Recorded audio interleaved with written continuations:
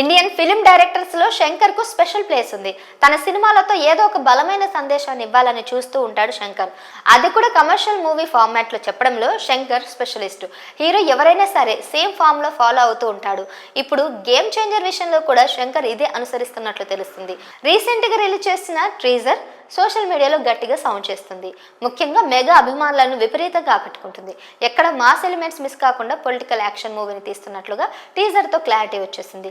Normal గా శంకర్ సినిమాలలో హీరోలు సమాజం పట్ల అవగాహనతో బాధ్యతగా ఉంటారు. గేమ్ చేంజర్ లోనూ అదే కనిపిస్తుంది. కానీ రామ్ నందన్ క్యారెక్టర్ మాత్రం అన్ప్రెడిక్టబుల్ గా తీర్చిదిద్దాడు శంకర్. రామ్ మంచోడే కానీ కోపం వస్తే చెడ్డోడుగా మారిపోతాడంటూ హీరో క్యారెక్టర్ ఎలా ఉండబోతుందో శాంపుల్ చూపించారు. హీరోకి కోపం కాస్త ఎక్కువ అని చేశాని డైలాగ్స్ తో చూపించారు. దీంతో సినిమాపై ఇంకా ఆసక్తి పెరిగింది.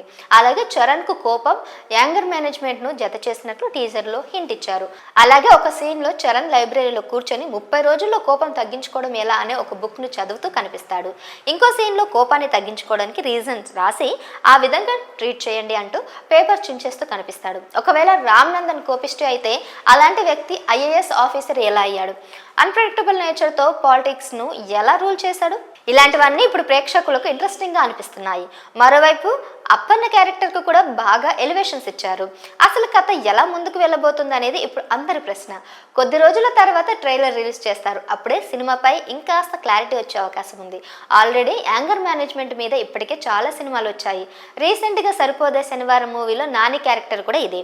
ఇప్పుడు గేమ్ చేంజర్ లోనూ హీరోకు విపరీతమైన కోపం ఉంటుందని టీజర్లు చూపించారు. మరి దానికి శంకర్ స్క్రీన్ ప్లే జోడిస్తే అవుట్పుట్ ఎలా ఉంటుందనేది చూడాల్సి ఉంది.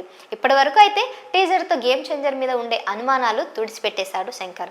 అంచనాలు కూడా పెరుగుతున్నాయి. మొత్తానికి సినిమాలో ఏదో ఇంట్రెస్టింగ్ ప్లాన్ ఉండేలా అనిపిస్తుంది. ప్రమోషనల్ ప్లాన్స్ విషయంలో కూడా శంకర్ పక్క స్కెచ్ రెడీ చేస్తున్నాడు. ఒక్కోసారి పుష్ప హడావిడి తగ్గితే ఇక గేమ్ చేంజర్ రంగంలోకి దిగుతుంది. ఇప్పటికే సోషల్ మీడియాలో పుష్ప 2 గేమ్ చేంజర్ పోటాపోటీగా వైరల్ అవుతున్నాయి. ఇకపై వచ్చే అప్డేట్స్ ఏమవుతుందో చూడాలి. మరి ఈ అప్డేట్స్ పై మీరేమనుకుంటున్నారో కామెంట్ చేయండి.